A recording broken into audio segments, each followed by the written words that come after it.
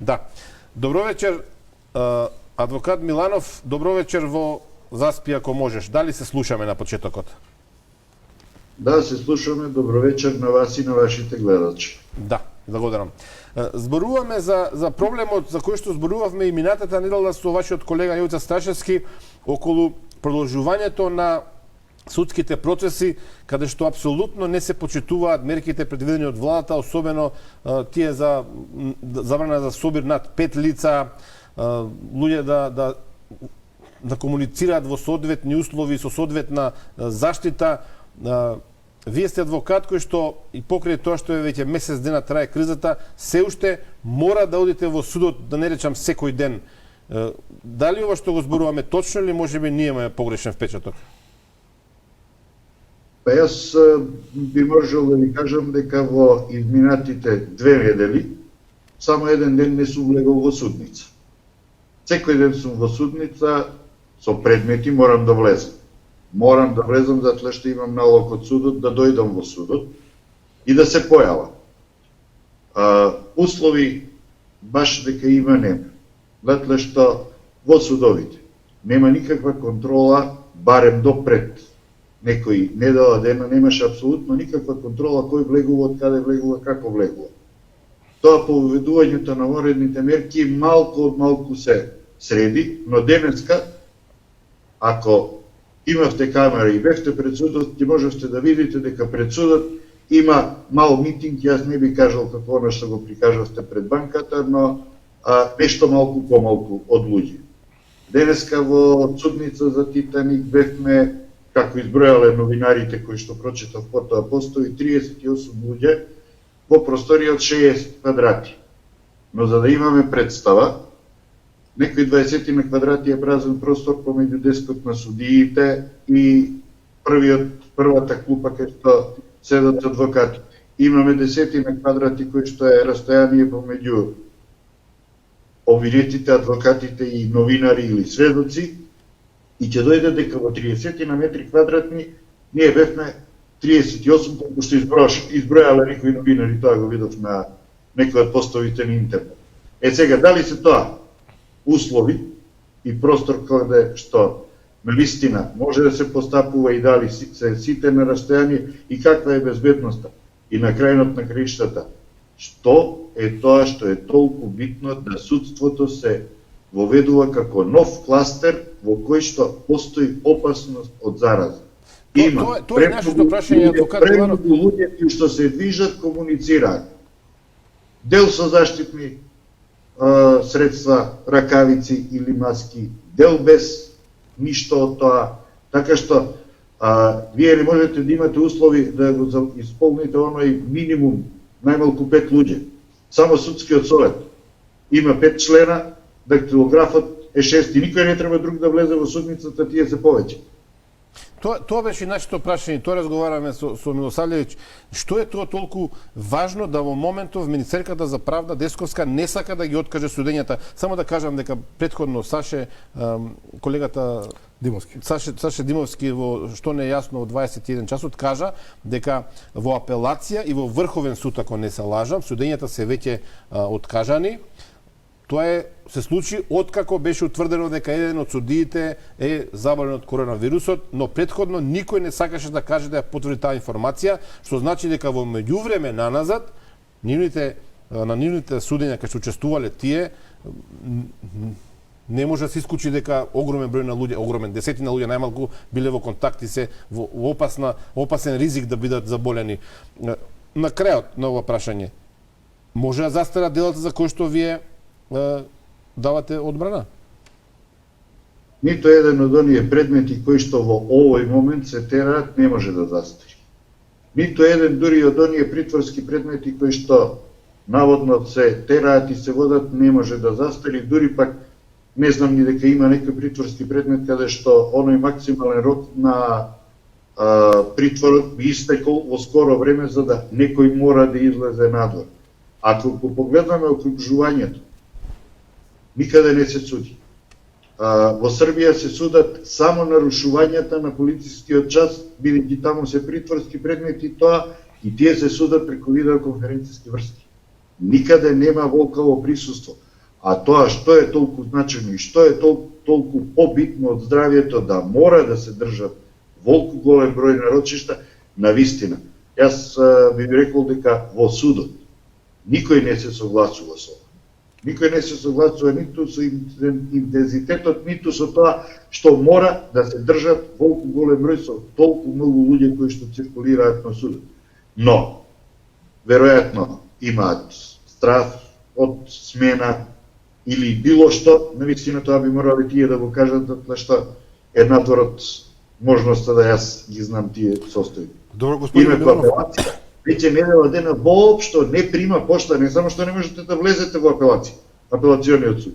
Вие не можете да предадете, шалтерот е затворен.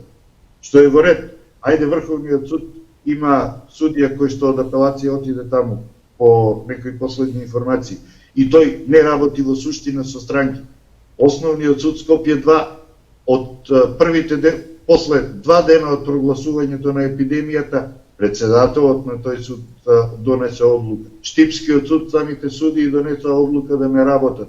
И многу други судови во огромен број на оделенија откажаа предмети, прекинаа со работата, но основниот кривичен суд, не знам зошто, мора ова да го прави и мора да изложува толку многу луѓе на секојдневен ризик. Јас ви ова во изминатите 2 недели само еден ден работен ден не сум легол во суд. Господин Миланов, и на записник кажав дека јас се наоѓам овде надвор од мојата слободна волја, но по налог и задолжениот записник. Господине Миланов, вие овдека зборувате за здрава логика. Ја ве претпоставам дека таа здрава логика како адвокати ја поставувате и во самата судница. Мора да добиете каков и да е одговор на прашањето зошто мора да се суди. Или воопшто тоа не се поставува во судница, не ми јасно. Никој не ми дава одговор. Дури имавме и една петиција која што е подпишана од поголем број 75 адвокати кои што се во некоја група на адвокати која има видено. Ја верувам дека таа петиција, доколку ја видат, малтене сите адвокати би ја поддржале, да не се одржува. Но, не знам, и овде, Републичкиот судски совет и Министерството за правда мора да превземат нешто, затоа што самите правиме жариште. Жариште на зараза. А кривичниот законник предвидува ли кривично дело за луѓе кои што и вас и останатите колеги и другите работници во судството, во правосудството ќе ве донесат во опасност? Ја мислам дека има член во кривичниот законник кој што може да биде активиран. Има многу членови кои што може да активира, не само овие 205, 206, вие имате 288 како загрозување на сигурноста, каде што вели и на друг начин ќе загрози сигурноста и здравјето на граѓаните. Имате тука потешкиот облик на тоа дело. 3-5-3 можете кого сакате, кога сакате, зашто сакате да го обвините, така да и тоа ви стои на располагање. Но не е работата да се обвинуваме и да се судиме, нека да го запрео. Да. Уште едно прашање на крајот. Споменаве претходно за информацијата за Фатиме Фетај, која што според правниот факултет во Битола била во ризичен регион, во Хрватска, во Дубровник, до 14 март. Ние истражувавме малку и видовме дека таа на 16 март била на едно судење заедно со обвинителот Гаврил Бубевски, каде што предложиле, ако треба да се обезбедат секакви услови, тоа е Титаник 3 ми се чини предметот, за обвинетиот Исмет Гури да дојде во судот да заврши овој предмет кој веќе е пред самиот крај. Од тоа што јас го знам, според моите информации, во обвинетите на Титаник има луѓе со астма и со ревматичен артрит. Тие се меѓу најранливите категории, а случајот Титаник 3 застарува за 30 години. Имам уште два предмети, мислам, каде што таа на 25 и 27 март била дел од рочиштата. Не се два предмети, тоа е истиот предмет. Да, едниот две рочишта, да. Најмалку истиот предмет беше сведок и во предметот со обвинителката Катица Јанева на 27 беше сведок во 10 часот, па потоа дојде сите тие три рочишта беа на Титаник 3. На сите тие три рочишта и јас бев присутен. Сега, она што не знам, кога точно вие како новинари сигурно ќе го проверите, кога точно почнаа во примена препораките прво, па потоа и мерките на владата за самоизолација. Затоа што кога таа на 14 се вратила, тоа е веќе период во кој што апсолутно не би смела да се појави, а не да ме изложува затоа што и јас на сите тие три судења за Титаник 3 бев присутен. И уште на 25 март се инсистираше да доколку господинот Исмет Гори, кој што е и по листата на владата со заболување, ајде да не ги споменуваме, ова на оние заболувања кои што се наоѓаат на листата на владата, се запрети дека ќе побара притвор, ќе инсистира да тој биде притворен затоа што го извести судот дека ги користи мерките на кои има право согласно владата. И откако судот му пушти покана, па дури и пуштили и наредба за приведување за тој за 27. Истиот беше во судница и останавме со господјата Фатиме Фетаи и судскиот совет до 17:15 во судница. Од 11:30. Значи, ме изложи на ризик повеќе од 6 часа. Предпоставам, вие знаете сигурно, предпоставам дека и Фетаи разговарате ли дека вирусот се пренесува и преку воздух? Тамо не верувам дека користите маски, дека толку огромен број на луѓе, речи си неверојатно да не биде некој преносител и некој да пренесе на друг човек. Како не постои страв, мене тоа не ми е јасно. Страв постои, но нема кој да не заштити. Датле што адвокатската комора не може, она се обрати до институциите со кои што побара заштита да се прекине. Друго не може да направи, другата работа која што евентуално би можела да биде, тоа би можело да биде само прекин на работата, односно штрајк на адвокатурата поради неизложување. За такво нешто дали има спремност, дали има услови, навистина не би знаел. Оние кои што не изложуваат е Министерството за правда и судскиот совет, Републичкиот судски совет. Затоа што ако јас не се појавив на тие 9 дена изминати во судница, јас најмалку за секој рочиште ќе добиев по 1000 евра казна. Каде? Како? И други адвокати кои што не би се јавувале на такви рочишта. Да.